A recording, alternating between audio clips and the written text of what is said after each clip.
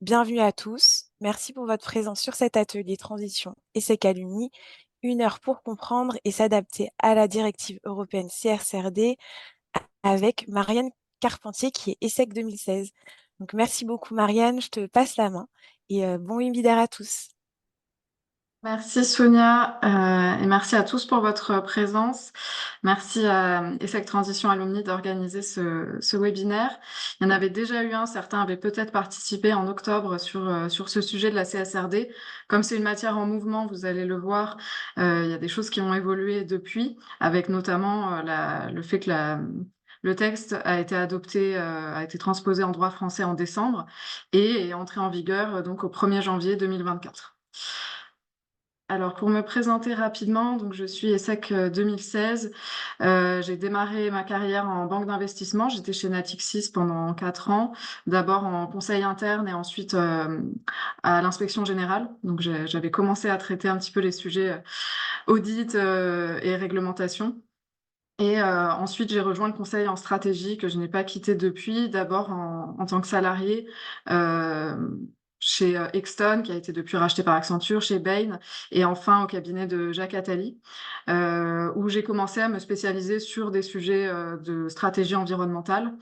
Et l'an dernier, donc en 2023, j'ai créé mon cabinet qui s'appelle July Advisory, qui est un cabinet de conseil en stratégie, donc qui était ma spécialité, mais vraiment orienté ESG. Et j'accompagne donc des organisations, à la fois des entreprises et aussi des organisations publiques sur leurs sujets de transition, notamment sur la CSRD, qui est un sujet très important en ce moment, et votre participation le prouve également. Donc à la fois en conseil, j'accompagne des entreprises qui doivent se conformer à la CSRD, mais également en formation. J'ai développé une offre de formation. C'est tout récent.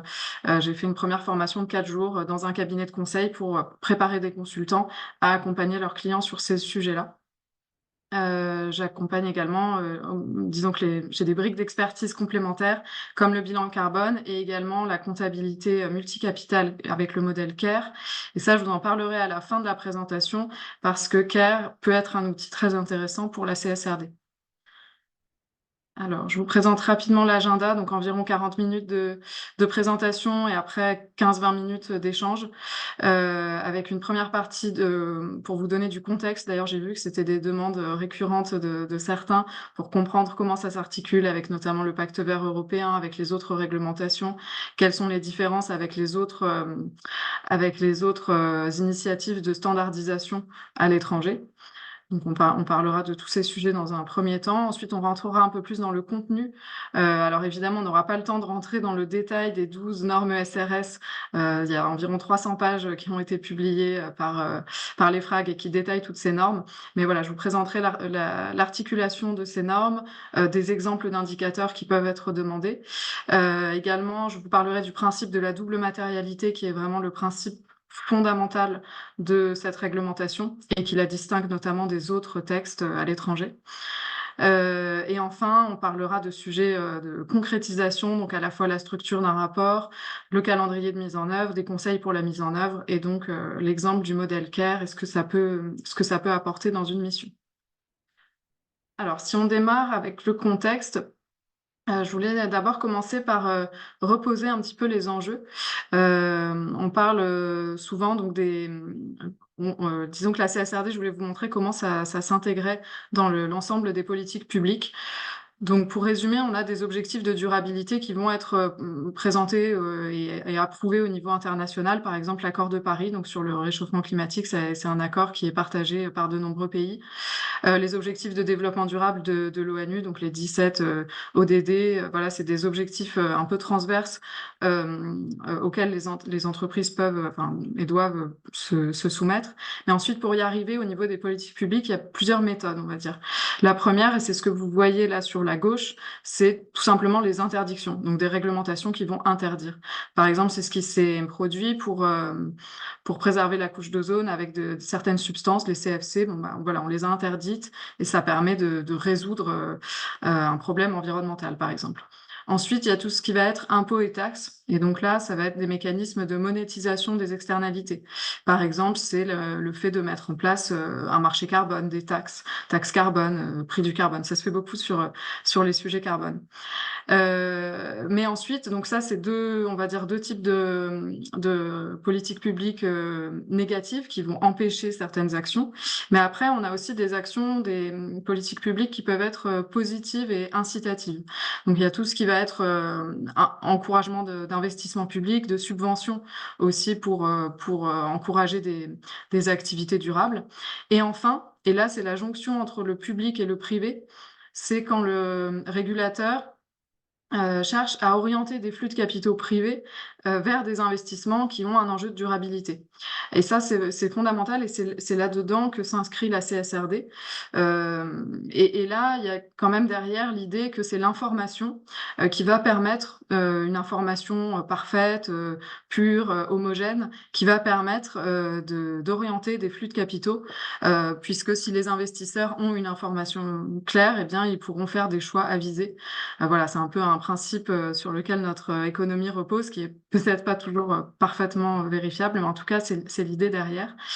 Et on va retrouver deux types d'activités. La première, ça va être une activité euh, comment dire, de classification. Et donc là, on va retrouver la taxonomie verte européenne, que vous connaissez peut-être, donc qui définit au niveau européen ce qu'est une activité durable, une activité verte.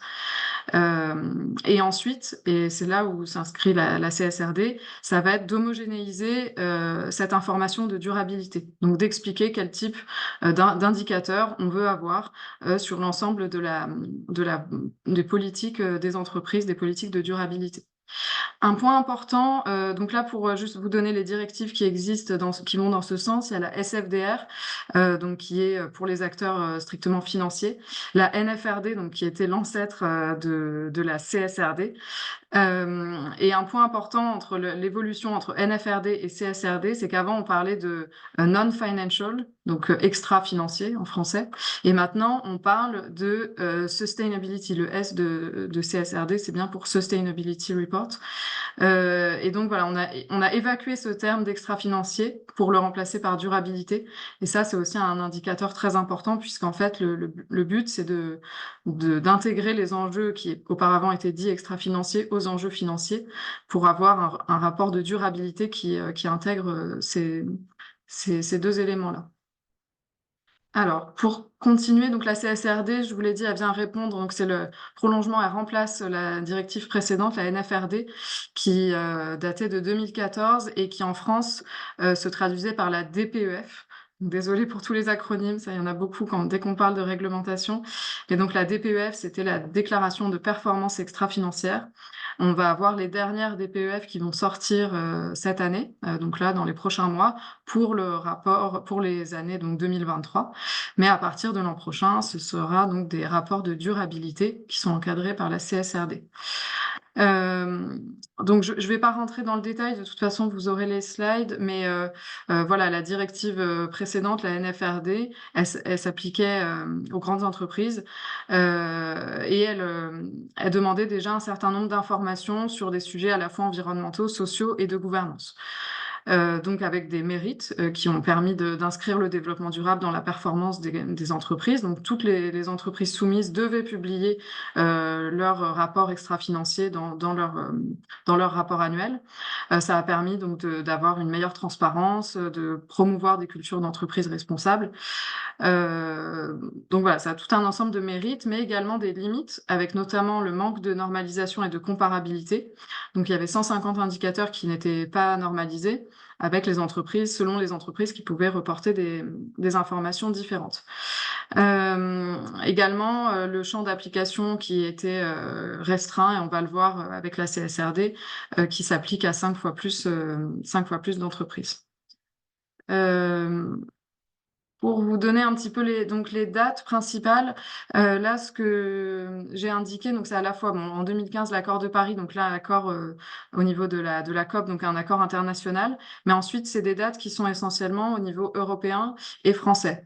Et au niveau européen, en fait, ce qui a vraiment lancé les choses, c'est le pacte vert européen, le Green Deal, dans lequel s'inscrivent les différents textes, dont la CSRD, qui est le texte le plus récent, mais la taxonomie fait partie du Pacte vert, la SFDR, donc pour les acteurs financiers, en fait partie également. Une directive à venir sur donc qui s'appelle la CS3D ou CSDD. Donc c'est la Corporate Sustainability Due Diligence Directive qui va encadrer les sujets de devoir de vigilance. Donc c'est un texte qui existe déjà en France mais qui n'existe pas encore au niveau européen. Ça c'est le prochain texte avec potentiellement des remises en cause en ce moment au niveau européen. Ça, c'est un point important aussi que je voulais souligner. Donc là, voilà, je vous présente aujourd'hui la CSRD dans son état actuel, mais c'est vraiment quelque chose qui est en train de s'écrire. Donc la transposition en droit français, elle est vraiment toute récente, l'entrée en vigueur également, c'était au 1er janvier. Mais il y a des choses qui sont pas encore parues. Par exemple, on n'a pas encore les normes sectorielles, donc il y a des normes par secteur qui vont être proposées. Voilà, elles n'ont pas encore été adoptées, ça devrait être le cas plus tard. Et un point important, c'est les prochaines élections européennes qui vont avoir lieu cette année et qui potentiellement pourraient remettre en cause certaines choses, notamment l'adoption de la CS3D, mais potentiellement également des applications de la CSRD. Donc voilà, ce que je vous présente aujourd'hui, c'est l'état actuel, mais sachez que c'est quelque chose qui peut évoluer rapidement. On l'a vu par exemple avec les protestations des agriculteurs qui ont permis en tout cas de leur côté d'annuler certaines décisions au niveau environnemental de règles européennes. Donc tout peut arriver et tout peut évoluer. Je voulais également, pour terminer sur cette partie de contexte, vous présenter d'autres initiatives de standardisation qui existent à l'international.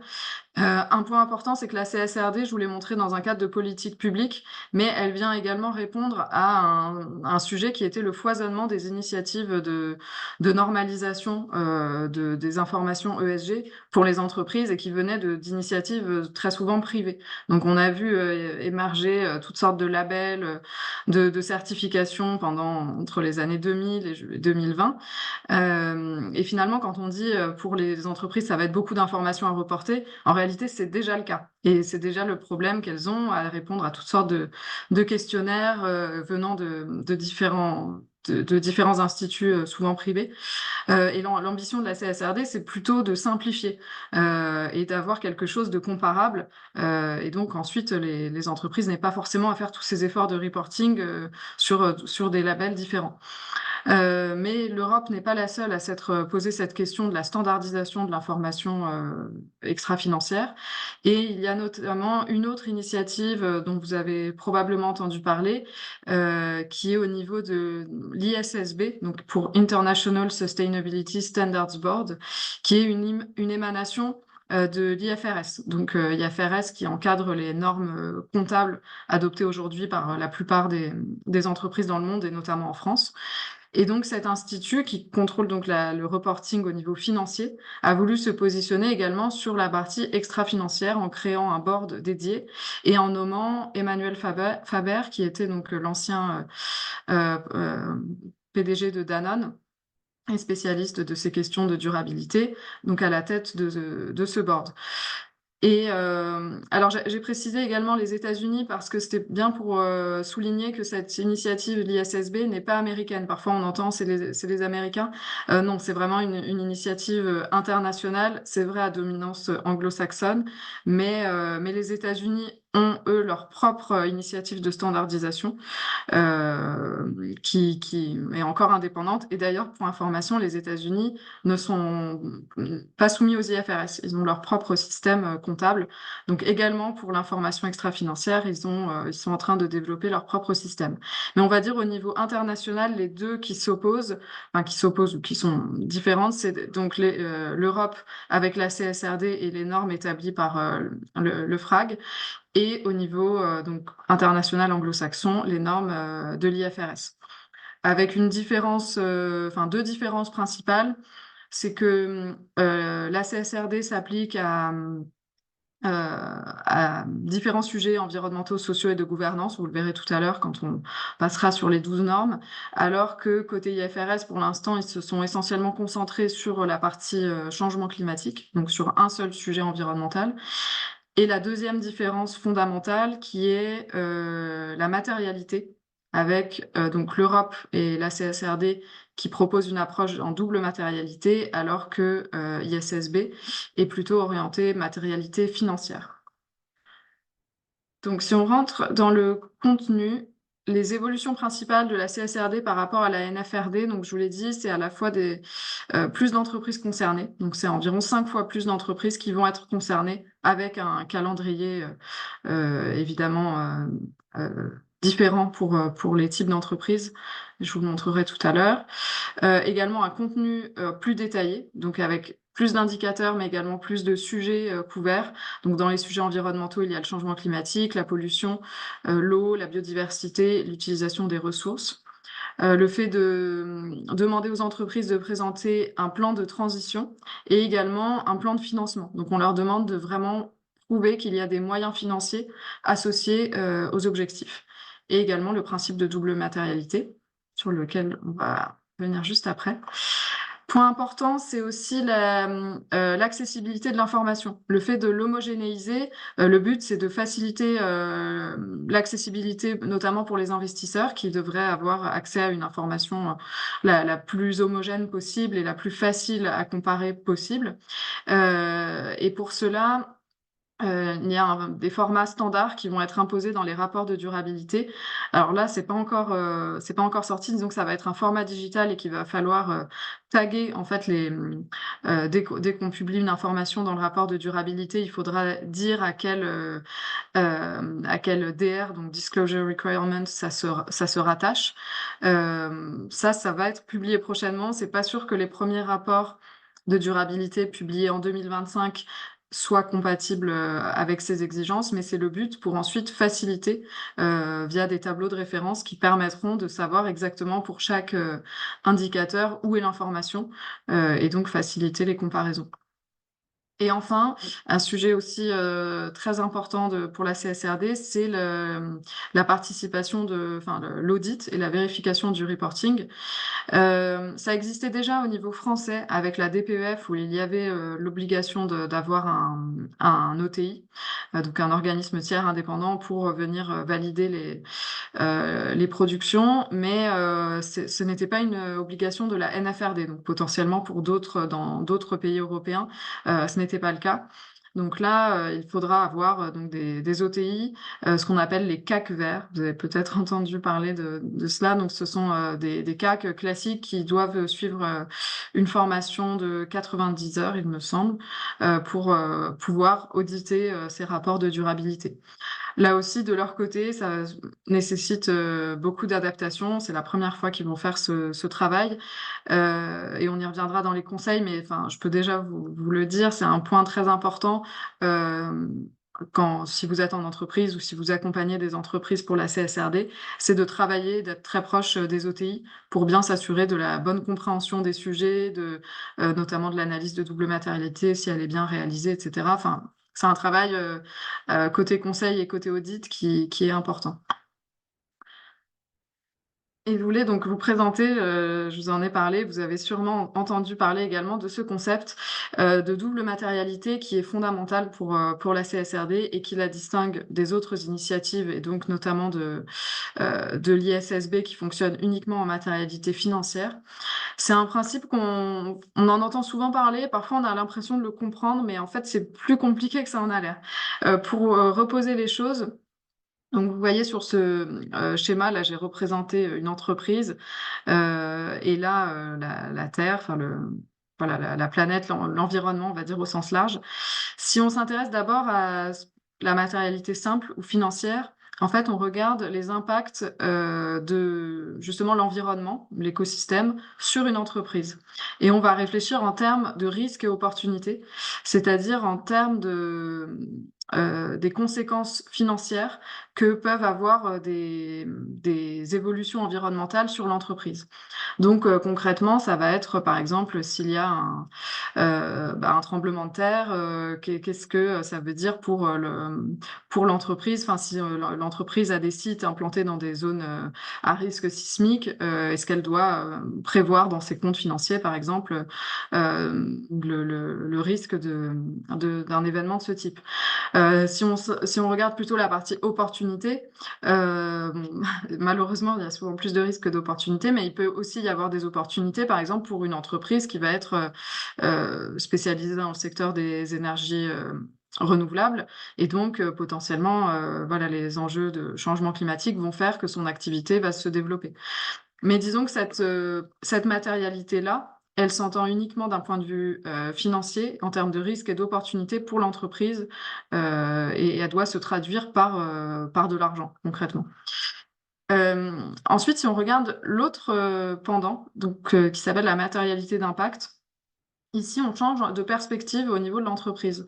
Dans la première version, dans la version uniquement matérialité simple, on pourrait dire, si on représentait l'entreprise, que c'est un peu comme une bulle indépendante qui va essayer de se positionner le mieux possible par rapport à un environnement donné.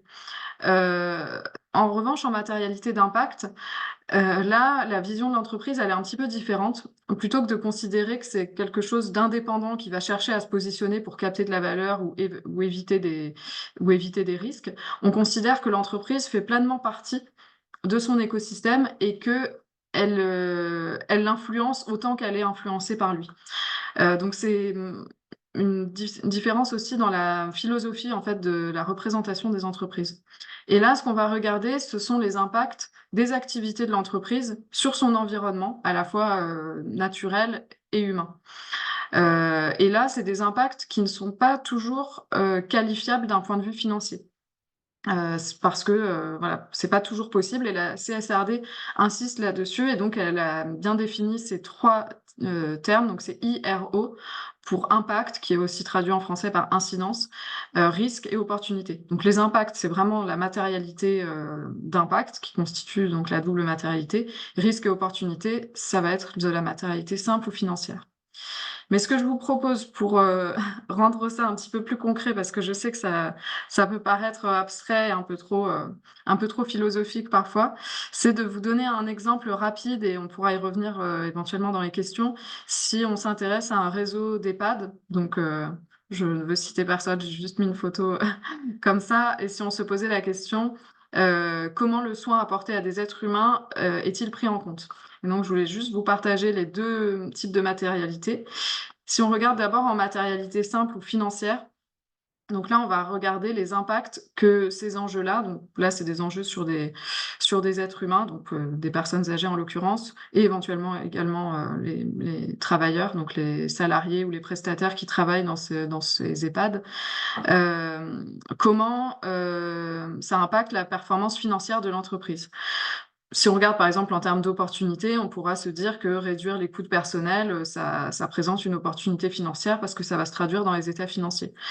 Et si on regarde en termes de risque, on peut envisager le risque, par exemple, réputationnel, le fait de maltraiter des personnes âgées, ou enfin d'infliger de mauvaises conditions au personnel. Ça pourrait avoir un impact financier si, par exemple, on a, et c'est ce qui s'est passé, un journaliste qui va révéler l'affaire et donc faire une mauvaise presse au réseau. Par exemple, le journaliste en question pour Orpea, on lui avait proposé 15 millions d'euros pour ne pas publier son livre. Donc voilà, c'est une somme financière. Donc là, c'est vraiment de la matérialité financière qui aurait pu être provisionnée dans les comptes, d'avoir une ligne provision pour risque réputationnel. Donc tout ça, c'est des choses qui sont matériellement financières et prises en compte en matérialité simple. Mais maintenant, si on s'intéresse à la double matérialité, enfin à la matérialité d'impact qui permet d'arriver à la double matérialité, là, on aurait pu se poser des questions et justement, si enfin, la CSRD oblige à se poser ces questions sur l'impact, par exemple, sur la santé et le bien-être des résidents, donc des personnes âgées, l'entreprise devrait être capable de dire, de donner des indicateurs qui permettent de définir la bonne santé de ces résidents et de dire comment elle est capable de s'assurer qu'elle garantit cette santé et ce bien-être. Même chose pour les salariés, les travailleurs de la chaîne de valeur. Et même chose pour les familles des résidents qui, dans la CSRD, peuvent être compris comme communauté touchée. Il y a toute une norme sur ce type de personnes ou utilisateurs finaux, parce qu'on peut se dire que les utilisateurs finaux sont à la fois les résidents et leurs familles. Euh, Donc là, ce qu'on voit, c'est que tous ces impacts-là, ils se traduisent pas forcément tout de suite en matérialité financière, c'est-à-dire que définir la bonne santé de quelqu'un, ça n'a pas forcément une conséquence directe financière, même si on le voit potentiellement si on va jusqu'à un extrême et qu'ensuite devient un article, voire un livre, ça peut avoir des impacts financiers qui vont être très clairs. Pour l'anecdote, le réseau Orpea en particulier avait été évalué par toutes sortes de labels de notation ESG avant la CSRD évidemment, et avait souvent de très bonnes notes. Et le seul institut qui lui avait donné une note médiocre, c'était celui qui fonctionnait en double matérialité. Donc ça prouve que voilà, la double matérialité permet de voir des choses que la matérialité uniquement financière ne va pas prendre en compte. Et pour terminer sur la notion de matrice de double matérialité, euh, si vous regardez, en fait, donc ça, c'est à gauche, vous voyez la matrice de matérialité classique, parce que souvent les entreprises utilisaient cette notion-là. Mais en fait, c'était, donc on avait, là, en ordonnée, l'importance pour les parties prenantes et en abscisse, l'importance pour le modèle économique. Et ce qu'on retenait comme matériel pour une entreprise, c'était tout ce qui se situait dans ce cadran en haut à droite. En revanche, la matrice de double matérialité, qui est représentée par, d'une part, la matérialité d'impact et d'autre part, la matérialité financière, ici, on va prendre en fait toute la ligne du haut et toute la ligne de droite, parce que par exemple, un sujet qui a un très fort impact financier, mais pas du tout d'impact autrement, va être considéré comme matériel. Et de la même façon, un impact très fort au niveau environnemental ou humain, mais qui n'a pas d'impact financier, va également être retenu dans dans l'analyse de double matérialité. Donc ça, c'est important aussi, c'est une nouvelle lecture de la matérialité. Juste pour information, ça c'est une présentation d'ailleurs qui vient du cabinet Goodwill, mais la CSRD n'impose pas cette représentation-là et les entreprises sont libres de présenter leur analyse de double matérialité comme elles l'entendent. Donc c'est pas forcément sous forme de tableau comme ça peut être du texte, ça peut être une autre représentation graphique. Alors, pour vous présenter rapidement le contenu donc des normes de durabilité, donc les normes ESRS pour European Sustainability Reporting Standards. Il y a deux normes transversales donc, qui décrivent à la fois les principes généraux et toutes les informations générales à publier. Donc c'est là souvent que vont être les principales informations à publier pour les entreprises. Et ensuite les normes thématiques. Et en fait, ces normes thématiques, elles sont soumises à analyse de double matérialité. C'est-à-dire qu'il y en a beaucoup en fait pour lesquelles les entreprises ne vont pas devoir reporter si elles sont capables de prouver que le sujet n'est pour elles pas matériel. Par exemple, une entreprise qui n'a aucun sujet qui va être, mettons, purement dans la tech ou dans la production intellectuelle et qui aurait très peu de pollution pourrait expliquer, évidemment il faudra l'expliquer clairement, mais que les sujets relatifs à la pollution ne la concernent pas et donc ne pas détailler les indicateurs requis pour ces sujets-là. Donc, au niveau des normes thématiques, il y a 5 normes environnementales avec ESRS E1, changement climatique, qui pour l'instant, qui est la plus aboutie, et également celle pour laquelle il y a un rapport avec l'autre norme ISSB. Ensuite, une norme sur la pollution, une sur l'eau et les ressources marines, une sur la biodiversité, et enfin E5 qui est sur l'utilisation des ressources et l'économie circulaire. Ensuite, au niveau social, il y a 4 normes, avec la première employée. Ici, pour les entreprises, notamment françaises, ce n'est pas un énorme travail parce que la plupart des indicateurs demandés, en fait, sont déjà fournis par les entreprises. En revanche, ce qui change, c'est les travailleurs de la chaîne de valeur, les communautés affectées et enfin le consommateur et utilisateurs finaux qu'on a abordé rapidement quand je vous ai présenté l'exemple des EHPAD, qui ça a été des sujets qui étaient moins couverts par les entreprises jusqu'à présent. Et enfin, une norme de gouvernance sur éthique, conduite des affaires. Là aussi, a priori, la plupart des entreprises françaises répondent déjà par leurs activités de conformité aux indicateurs demandés dans cette norme. Je vais passer assez rapidement sur, comme vous aurez les slides après, sur les ESRS. Donc, je vous ai mis des exemples de ce qu'on appelle Disclosure Requirements, donc DR, dans la CSRD. Donc ici, pour le E1, changement climatique, ce que vous voyez ici, c'était la comparaison avec l'ISSB et avec les États-Unis. En fait, l'ISSB a travaillé avec l'EFRAG, donc l'organisme qui a développé ces normes, pour avoir une interopérabilité entre les normes, ce qui est vraiment très bien, parce que ça va éviter aux entreprises de devoir reporter plusieurs fois. Là-dessus, sur le changement climatique, la plupart des entreprises avaient déjà des publications. Ce qui change, c'est le fait qu'on demande aux entreprises de dire comment leur stratégie, donc leur plan de transition, est compatible avec l'accord de Paris. Et ça, c'est vraiment une nouveauté parce que la plupart des entreprises reportaient un petit peu ce qu'elles voulaient. Et là, on leur demande vraiment d'expliquer, de montrer comment leurs plans d'adaptation peuvent s'insérer dans une trajectoire globale et si c'est compatible ou non avec l'accord de Paris.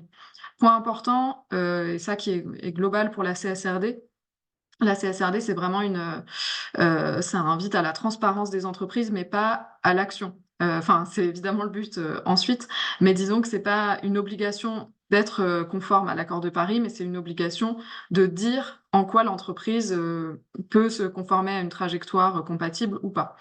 Et on peut imaginer que c'est un peu la première brique avant de passer à des réglementations potentiellement contraignantes. Donc je vous ai également mis des indicateurs sur les autres ESRS environnementales. Voilà, parfois ça peut faire peur quand on voit la liste des indicateurs, mais en fait très souvent ça reprend les mêmes idées. C'est juste qu'on va demander à un moment un volume, ensuite une part dans le chiffre d'affaires, etc. Donc en réalité, la masse d'indicateurs demandés n'est pas forcément si difficile que ça à traiter. Donc sur les indicateurs au niveau sociaux, donc je vous le disais, sur la partie employés et travailleurs de la chaîne de valeur, c'est des choses que les entreprises ont souvent déjà, des sujets de rémunération, d'horaire de bien-être, d'égalité des chances, d'égalité hommes-femmes, etc. Donc ça, c'est des sujets sur lesquels la plupart des entreprises françaises ont beaucoup d'informations. Mais ce qui change, donc, c'est le sujet des communautés affectées et des consommateurs finaux. Et enfin, donc il nous reste à peu près 10 minutes pour la partie concrétisation. Donc la CSRD, elle s'applique depuis, je vous ai dit, elle est rentrée en vigueur au 1er janvier 2024, mais en réalité, dans un premier temps, et donc pour cette année, elle s'applique uniquement aux grandes entreprises qui étaient soumises déjà à la NFRD, donc qui publiaient déjà une déclaration de performance extra-financière. Donc ce sont des grandes entreprises avec un chiffre d'affaires supérieur à 50 millions d'euros, plus de 500 salariés. Donc oui, il y a soit l'indicateur chiffre d'affaires, soit total du bilan, mais voilà, c'est à peu près cette définition. Ensuite, il y aura une deuxième salve. Donc à chaque fois, là, les dates que je vous indique, c'est le reporting de l'année, mais la publication du rapport, elle est en N+1. Donc là, les premiers rapports de durabilité qu'on va avoir, ce sera en 2025. Ensuite, à partir de 2025, on va descendre en termes de salariés, c'est-à-dire que les entreprises de plus de 250 salariés ayant soit plus de 50 millions de chiffre d'affaires, soit plus de 25 millions d'euros de bilan, devront se conformer. Et après, on arrive aux PME cotées. Et là, c'est un sujet, j'ai vu d'ailleurs dans les questions qu'il y avait des questions sur les PME, avec des études en ce moment qui sont faites sur l'impact pour les PME. Mais ce sera donc uniquement les PME cotées qui répondent à 2 des 3 critères suivants. Donc en termes de salariés, bon, a priori, ce sera pas excluant parce que c'est 10 à 250 salariés, chiffre d'affaires compris entre 700 000 euros et 40 millions, et bilan entre 400 000 euros et 20 millions d'euros. Et enfin, on arrivera aux entreprises non européennes, et ça, c'est une évolution assez importante, qui réalisent une part de chiffre d'affaires importante dans l'Union européenne. Et ça, ce sera seulement en 2028. Également, point important, et c'était suite à de nombreuses demandes des entreprises l'an dernier, de toutes sortes de lobbying qui ont eu lieu à la Commission européenne pour décaler certaines exigences de reporting. Donc en réalité, je vous l'ai dit déjà, la plupart des indicateurs ne sont pas publiés par les entreprises si le sujet n'est pas matériel pour elles. Donc si l'analyse de double matérialité fait apparaître que ce n'est pas important à publier, elles n'ont pas à le faire. Mais également, sur certains sujets qui devraient être publiés, il va y avoir des exemptions de publication pour 1 an, 2 ans, voire 3 ans sur certains sujets, et donc qui vont considérablement alléger les premiers reportings. Le but étant vraiment voilà, de simplifier et de plutôt engager les entreprises dans la démarche que les contraindre avec trop de publications à faire dès la première année. Pour vous présenter rapidement un projet CSRD en termes d'étapes.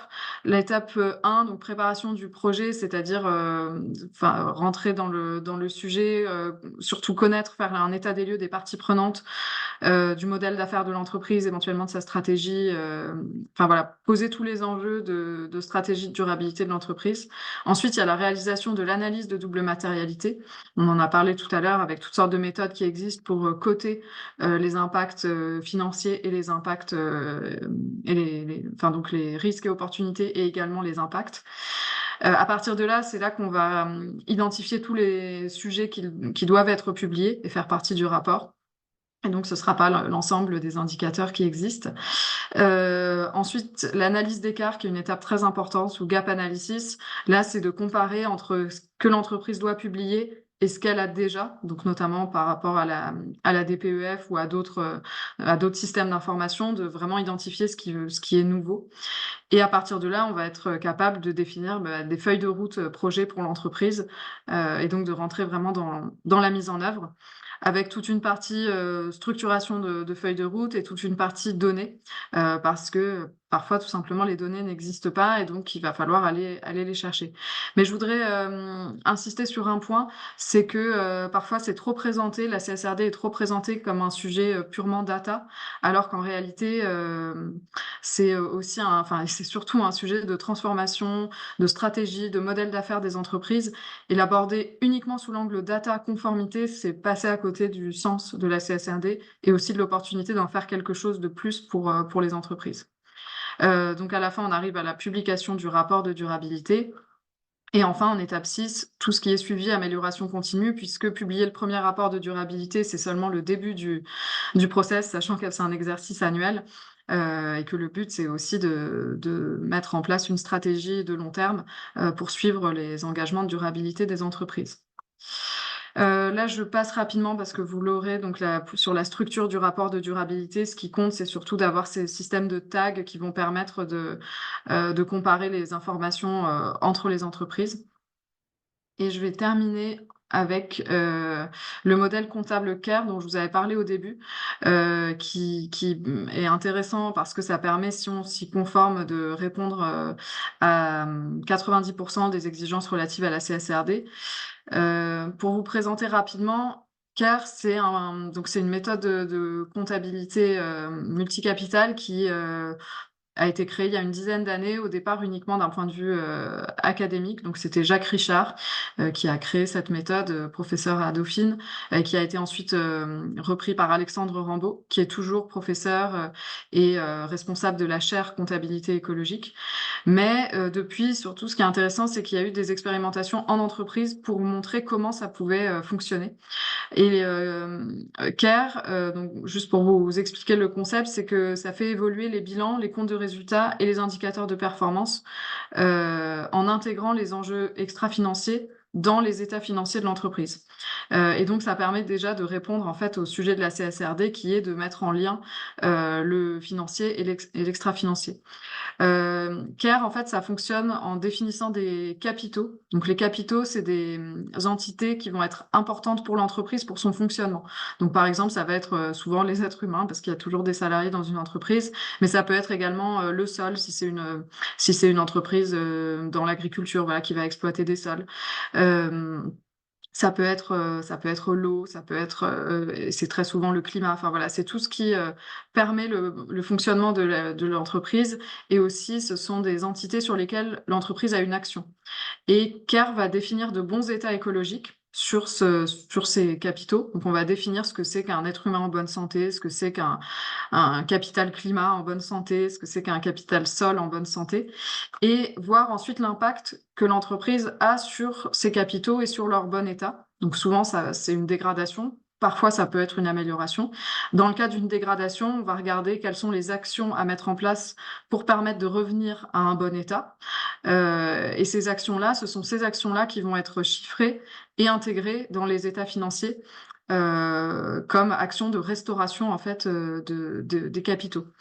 C'est une approche qui est intéressante pour information, mon cabinet July Advisory va accompagner le port de La Rochelle qui souhaite mettre en œuvre cette comptabilité. Et c'est une première nationale parce que ça va être vraiment la mise en œuvre de la comptabilité dans leur pilotage. Il y a eu beaucoup de missions, je vous en ai parlé, mais qui étaient plutôt des missions pour voir ce que donnerait une comptabilité écologique dans une entreprise. Là, c'est vraiment, le port de La Rochelle a fait d'abord une première analyse et là, ils veulent vraiment l'utiliser pour piloter leur activité au quotidien. Et donc, ce qu'on espère, c'est que ça permette ensuite de se développer dans d'autres organisations et d'utiliser la comptabilité écologique vraiment comme une nouvelle comptabilité. Les liens avec la CSRD, donc vous l'avez compris, la notion de double matérialité, là, elle est vraiment au cœur du modèle CARE. Ensuite, les bases scientifiques, c'est-à-dire que par exemple, pour définir les bons états écologiques, c'est pas l'organisation elle-même qui va le définir, il faut toujours se baser sur des consensus scientifiques. Et enfin, et ça c'est vraiment la force du modèle, c'est d'intégrer les enjeux ESG aux enjeux financiers. Et donc en montrant qu'on a déjà des bilans, des comptes de résultats qui intègrent ces sujets-là, ça permet de répondre à la plupart des questions d'un point de vue information financière de la CSRD. Voilà, alors il est 13h15. Il nous reste un quart d'heure d'échange. Merci beaucoup, Marianne. Donc, je te remonte les questions du chat. Donc, pour les seuils, j'avais noté 40 et 20 milliards d'euros pour les entreprises et 48 et 24 pour les groupes de sociétés. Qu'en est-il? Pardon, millions d'euros. Millions, moi je me disais, milliards, Désolée. ça va exclure beaucoup d'entreprises. Désolée. Alors oui, en fait, 40 millions de chiffre d'affaires, c'était l'ancien seuil, et ça fait partie des négociations qu'il y a eu l'année dernière pour remonter les seuils, pour limiter un peu le nombre d'entreprises soumises. Et donc maintenant, c'est pour ça qu'on est à 50. Eh bien. Euh, donc, donc ça, on a répondu dans le chat. Orpea n'était-elle pas une entreprise à mission dont l'un des actionnaires majoritaires était Mirova, qui a aussi ce statut? Est-ce suffisant pour éviter les dérives concrètes? Responsabilité des commissaires aux comptes. Les notes ESG étaient vertes.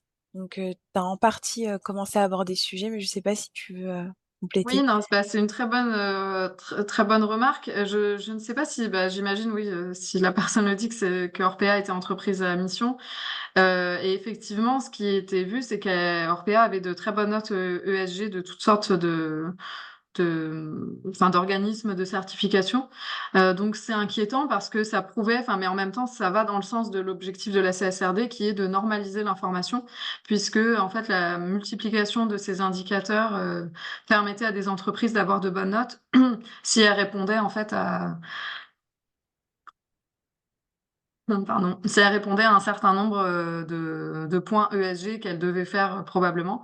Mais le vrai impact, donc là en l'occurrence la santé des personnes âgées et des travailleurs, euh, n'était probablement pas mesuré par tous ces systèmes d'information, sauf par une entreprise, faudra que je vous retrouve le nom, qui justement faisait de la double matérialité et qui avait mis une mauvaise note à Orpea.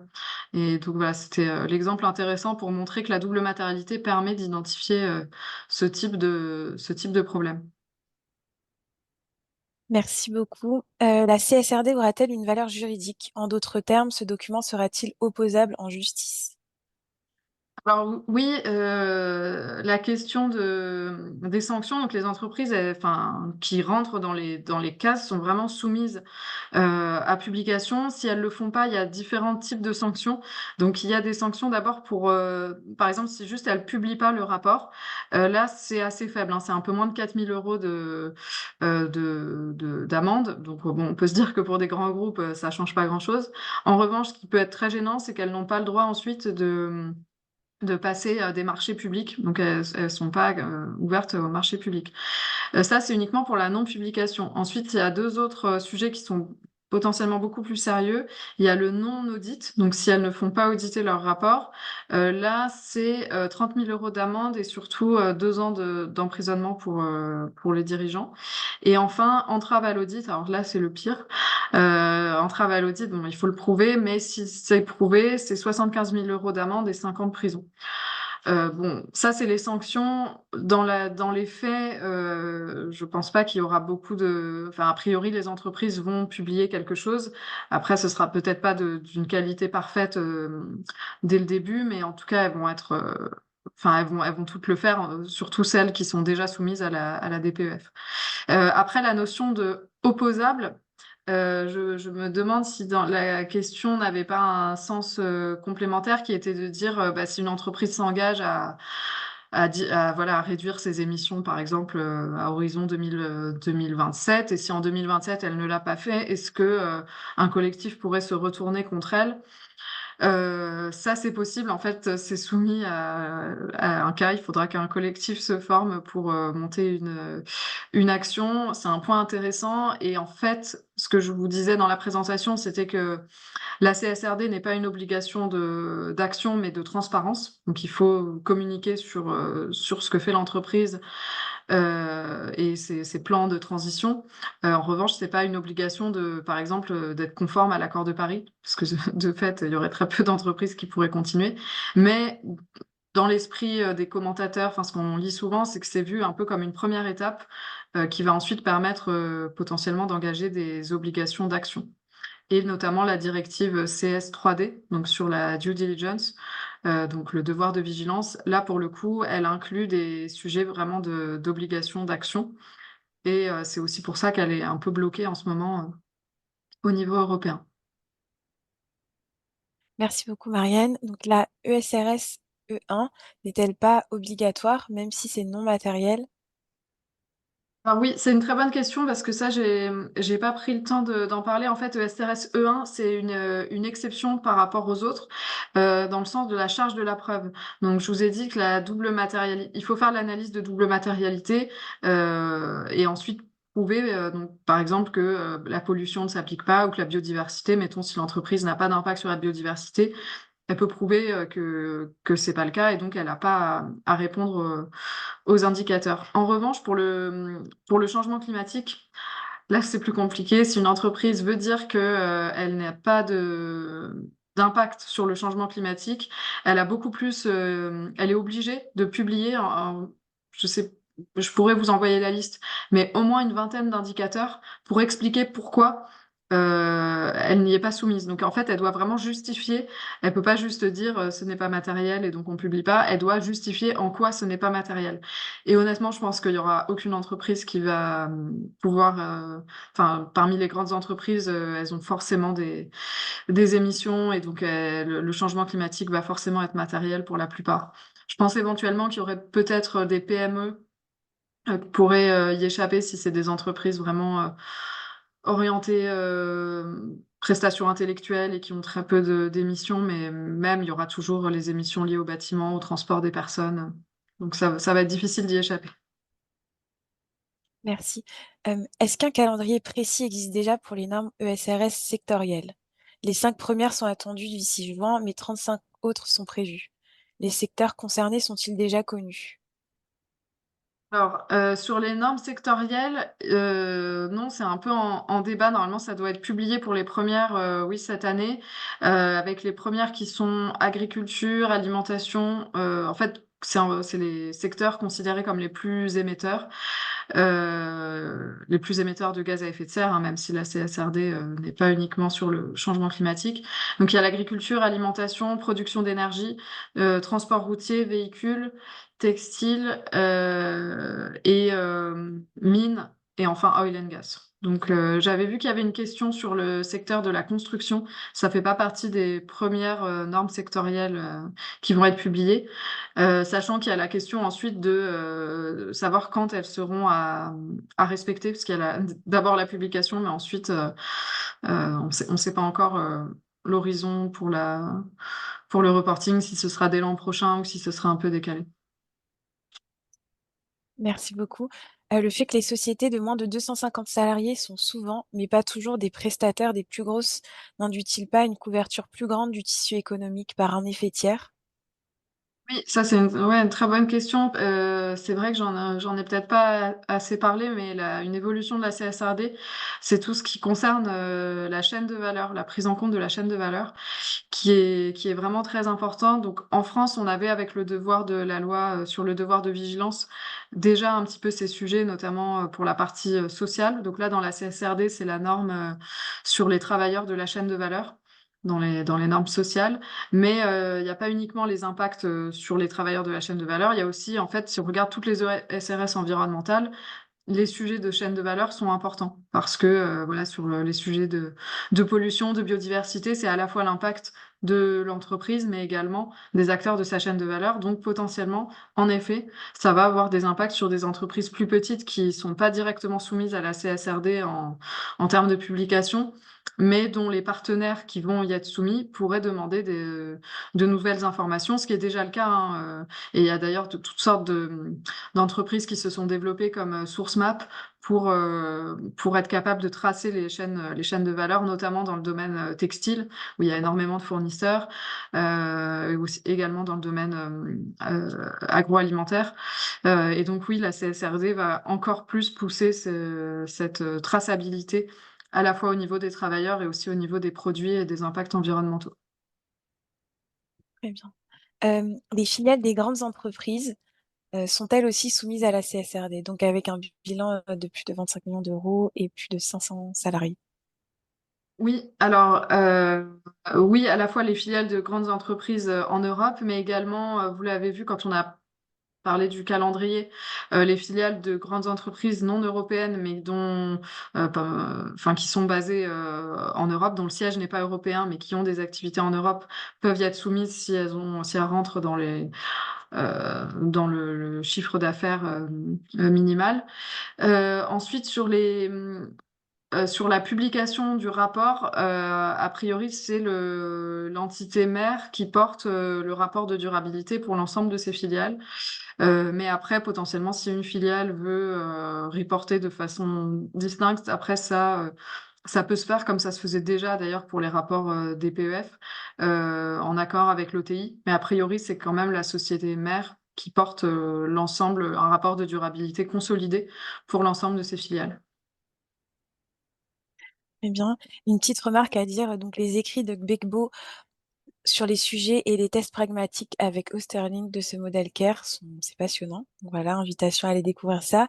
Et petite question, y a-t-il un effet seuil? Est-ce applicable aux entreprises pan-européennes ou internationales? Et du coup, hein, t'en as un peu parlé, mais peut-être que tu... Attends, juste, oui, par rapport à Hervé Gbego, je ne sais pas qui a publié ce message, mais je réagis simplement parce que oui, j'ai parlé de la méthode CARE, j'ai parlé de Jacques Richard et d'Alexandre Rambaud, qui sont les pères, on va dire, d'un point de vue académique. En revanche, le père fondateur de la méthode CARE d'un point de vue entreprise, c'était Hervé Gbego, qui avait créé le cabinet Compta Durable, et qui est décédé tragiquement en septembre dernier. Donc voilà, ça me fait plaisir que quelqu'un mentionne son nom et c'est vraiment lui qui a permis de faire connaître le modèle. Euh, et voilà, ça a été terrible pour enfin toute la communauté. J'imagine la personne qui en parle a dû être au courant. Donc merci d'en parler. Et pardon, sur ta question sur les effets seuil. Voilà, y a-t-il un effet seuil? Est-ce applicable aux entreprises pan-européennes ou internationales?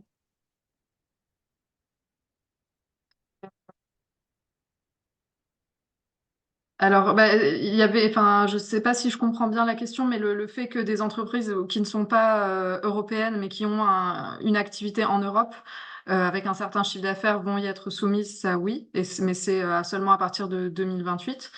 Euh, mais il faut quand même avoir des activités en Europe. Ok. Là, il y a une question sur les seuils. Une filiale en dessous des seuils, mais appartenant à un groupe dépassant les seuils, est-elle soumise? Oui, oui, oui, tout à fait. En fait, si le groupe enfin, doit publier le rapport de durabilité, ça doit concerner aussi ses filiales. Donc oui. Après, tout ça, c'est soumis aussi à l'analyse de double matérialité, c'est-à-dire que si l'entreprise prouve que cette activité-là ne rentre pas, n'a pas d'impact, etc., en fait, les exigences de reporting vont potentiellement être assez faibles pour cette filiale. Mais oui, si l'entreprise est soumise, ça s'applique à toutes ses filiales. Enfin, sinon, par exemple, enfin, je prends le cas extrême, mais on pourrait tout à fait avoir une holding avec des filiales qui aucune ne rentre enfin qui sont toutes un petit peu en dessous, et se dire elle doit pas être soumise à la CSRD, alors que si. Mais voilà, il faut que ce soit consolidé avec certains sujets qui peuvent être consolidés, notamment les sujets climat et d'autres sujets qui doivent être spécifiques aux filiales. Mais ça, c'est à voir au cas par cas. Alors, il nous reste 3 questions. Donc, les OTI n'interviennent-ils qu'à la fin, après analyse double matérialité et gap analysis? Alors, oui, bonne question sur les OTI. Non, ils interviennent en fait tout au long. Donc là, par exemple, j'accompagne une entreprise donc qui va publier son premier rapport l'an prochain, mais le lien avec les OTI est déjà engagé. Bon, c'était et c'est de toute façon les OTI utilisés pour les sujets financiers qui vont faire également la partie extra-financière. Mais le dialogue avec eux, il va être surtout 2024. Il a déjà démarré pour présenter en fait, par exemple, l'analyse de double matérialité pour la valider avec eux. Ensuite valider l'ensemble des indicateurs qui vont être retenus. Potentiellement en fin d'année réaliser un pré-audit. Et ça, c'est vraiment important d'être proche des auditeurs pour garantir que voilà, on n'ait pas de mauvaises surprises au moment de l'audit du rapport un an plus tard. Et surtout pour le démarrage. Merci beaucoup. Donc, il est 13h30. Est-ce que c'est OK de répondre aux 2 dernières questions? Oui, oui, bien sûr. Ouais, OK, parfait. Donc ESRS 5, sur les ressources et économie circulaire, comment cela s'imbrique avec la loi AGEC? C'est une bonne question et j'avoue que là-dessus, rechercherai parce que c'est vrai qu'en fait, la France est assez avancée sur certains sujets. Enfin, je l'ai dit par exemple sur tous les sujets S1 ou enfin pour la partie employée où on a déjà beaucoup de choses. Sur E5, je ne sais pas exactement quels sont les indicateurs qui sont déjà en fait couverts par la loi AGEC. Donc, je pourrais vous faire un retour, enfin si ça vous intéresse de les reprendre et de voir lesquels, mais a priori, ça en couvre déjà certains, sachant que ce qui change en fait avec la CSRD, mais ça c'est global, c'est qu'il y a toujours le fait d'avoir un plan de transition, le fait de l'aligner avec un consensus scientifique et le fait de mettre des moyens financiers derrière par rapport à ça. Et ça, souvent, on l'a pas dans les sujets reportés actuellement. Donc je pense que ça va être ça les évolutions, mais après en termes de, par exemple, volume euh, de matières recyclées, etc. Ça, a priori, la plupart des entreprises l'ont déjà, et parce que c'est couvert par la loi. Mais je pourrais faire un retour plus détaillé là-dessus. Bah, merci beaucoup, Marianne. Et la dernière question, la modification de la CSRD en CS3D a montré que les sanctions atteignent des montants conséquents. Total, Uber, La Poste, Amazon, etc. Est-ce un outil de guerre commerciale? Alors, le début de la question, c'était la modification, c'est ça, de la CSRD en CS3D, c'est ça? Exactement. Oui, juste, en fait, c'est pas une modification, c'est vraiment une autre réglementation. Enfin, la CSRD, voilà, suit son cours et a été approuvée, et voilà. La CS3D, c'est une autre réglementation sur le devoir de vigilance au niveau européen, sachant qu'en France, on a déjà la loi sur le devoir de vigilance. Donc là, pour ce thème-là, la France est déjà un petit peu avancée.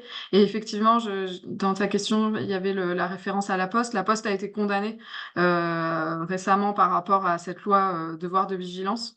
Et ça, c'est une différence fondamentale donc entre CSRD et CS3D. C'est que la CS3D, donc sur les sujets de devoir de vigilance, là, il peut y avoir des exigences d'action de la part des entreprises et donc des sanctions si des actions ne sont pas prises.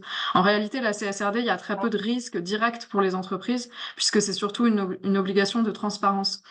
Mais en revanche, et on va potentiellement aller vers des outils qui vont être plus contraignants, dont fait partie la CS3D. Et donc, je ne sais pas quel était le terme, si c'était guerre commerciale. Oui, c'est ça, guerre C'est- commerciale. Bon, c'est peut-être un peu fort, mais oui, potentiellement, on peut imaginer, vu l'ampleur en fait des enjeux. Désolée, j'espère que ce webinaire apparaît pas comme trop conformité réglementaire, parce qu'en fait, derrière, c'est quand même pour répondre aux enjeux fondamentaux de la transition écologique et pour permettre en fait, voilà, la durabilité de nos sociétés. Donc, c'est quand même un enjeu assez fondamental. Et on peut imaginer que les pouvoirs publics voudront aller plus loin qu'une simple obligation de transparence si ça ne suffit pas à régler le problème. Et a priori, non. Donc oui, mais c'est une très bonne question. Merci. Ben, merci beaucoup à toi, Marianne. On t'a répondu à toutes les questions. On fera peut-être un petit retour sur celle sur l'économie circulaire. Il y Oui. a vraiment plein de super messages dans le chat. Je ne sais pas si tu veux dire un petit mot pour la fin, mais en tout cas, un grand merci à toi. Ben, merci Sonia, merci à tous pour votre participation et n'hésitez pas, enfin, on va vous envoyer les slides de la présentation, mais si vous avez des questions complémentaires, vous pouvez me les envoyer par mail ou vous connecter sur LinkedIn et ce sera avec plaisir que j'y répondrai.